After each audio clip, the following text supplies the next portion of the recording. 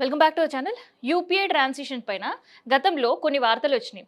ఏదైతే UPI transition 3,000 పైన చేస్తే ఖచ్చితంగా ట్యాక్స్ పడుతుందని. కానీ అవన్నీ కూడా అవాస్తవాలు అని ఒక పక్క ఆర్బీఐ, ఇంకో పక్క కేంద్రం ప్రకటన వినిపించింది.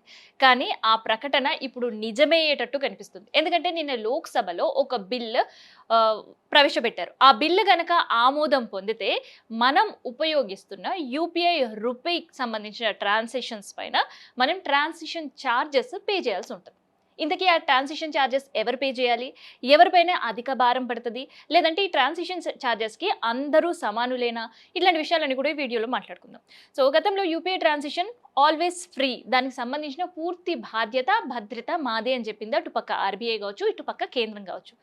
తర్వాత వస్తున్న వార్తలని ఖండించింది కూడా ఒకానొక సందర్భంలో. అలాంటి రూల్స్ అండ్ రెగ్యులేషన్స్ ఏమీ లేవు, మేము దానికి సంబంధించిన ట్రాన్సిషన్ ఛార్జెస్ పెంచడానికి అని.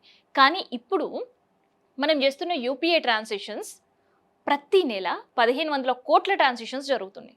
సో దీంతో అరాకొరగా ఉన్న ట్రాన్సాక్షన్స్ ఉన్నప్పుడు కేంద్రం దానికి సంబంధించిన ఫిన్టెక్స్ కంపెనీలకి డబ్బులు చెల్లించేది. సో అప్పుడు పెద్దగా కేంద్రం పైన ఆర్థిక భారం పడలేదు.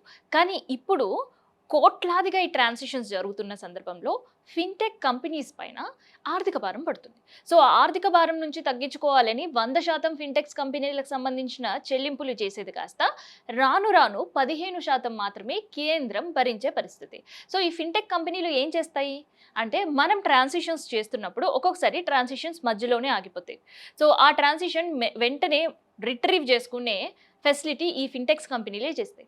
అండ్ మన ఫోన్పేస్, గూగుల్ పేస్ ఏదైతే మనం యూపీఐ ట్రాన్స్ఫర్స్ చేస్తుంటామో ఆ సందర్భంలో సైబర్ నేరగాళ్ల వల్ల ఈ ట్రాన్సిషన్స్ పడకుండా భద్రపరుస్తాయి. అండ్ జరిగిన ట్రాన్సిషన్స్ అన్నీ కూడా భద్రంగా ఉండేటట్టు క్లౌడ్లో భద్రపరుస్తాయి. సో ఇట్లా ఈ నిర్వహణ ఖర్చంతా కూడా ఫిన్టెక్స్ కంపెనీలకు పెరిగింది.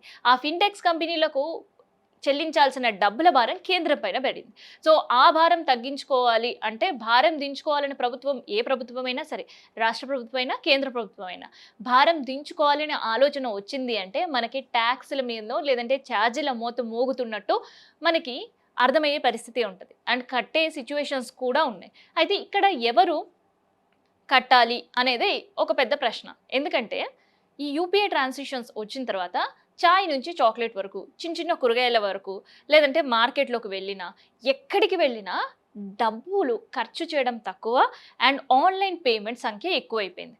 అందుకనే ఆ ట్రాన్సిషన్స్ పైన ఇంపాక్ట్ ఏమైనా పడుతుందా అని ఆలోచించినప్పుడు కేంద్రం ఒక రూల్ తీసుకురాబోతుంది.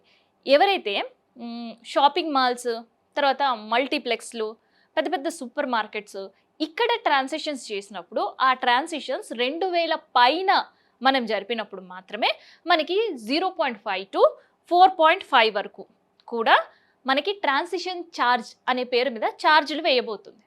సో ఎవరైతే చిన్న చిన్న ట్రాన్సిషన్స్ అంటే చాయ్, టిఫిన్, కూరగాయలు ఇలాంటి కొనుగోలు ఉండేటప్పుడు ఆ ట్రాన్సిషన్స్ పైన మనకి ఎలాంటి ఛార్జెస్ ఉండవు.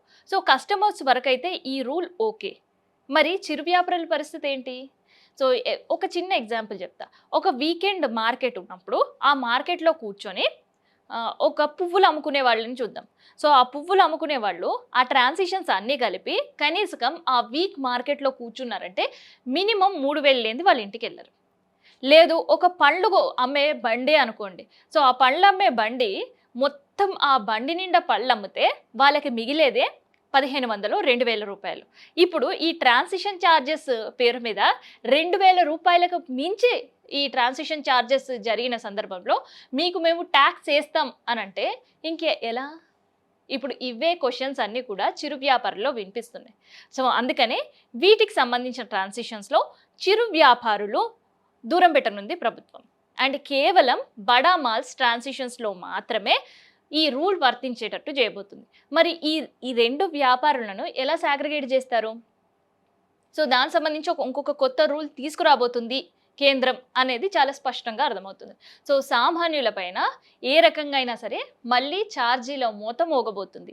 ట్రాన్సిషన్ ఛార్జెస్ ఖచ్చితంగా కస్టమర్ పైన పడబోతున్నాయి.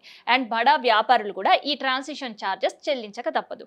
ఎందుకంటే ఈ ఛార్జెస్ చెల్లించినప్పుడే నెలకు ఏదైతే 1,500 కోట్ల ట్రాన్సిషన్స్ జరుగుతున్నాయో ఫిన్టెక్స్ కంపెనీలకు భారంగా మారుతుందో ఆ భారాన్ని తగ్గించుకోవాలంటే మళ్ళీ జనాల నుంచే ఈ ట్యాక్స్లు అనేవి వసూలు చేయాలి అనేది కేంద్రం నిర్ణయం. సో ఈ బిల్లు గనక ఆమోదం పొందింది ఉంది అని అంటే ఖచ్చితంగా ట్రాన్సాక్షన్ ఛార్జెస్ చెల్లించడానికి మనం కూడా సిద్ధంగా ఉండాలి, ఇంకొక ఆప్షన్ లేకుండానే. అయితే కేవలం ఇది యూపీఐ మీదనే అంటే కేవలం యూపీఐ మాత్రమే కాదు, రూపీ కార్డ్కి సంబంధించిన ట్రాన్సాక్షన్స్లో కూడా ఇదే నిబంధన వర్తించబోతుంది.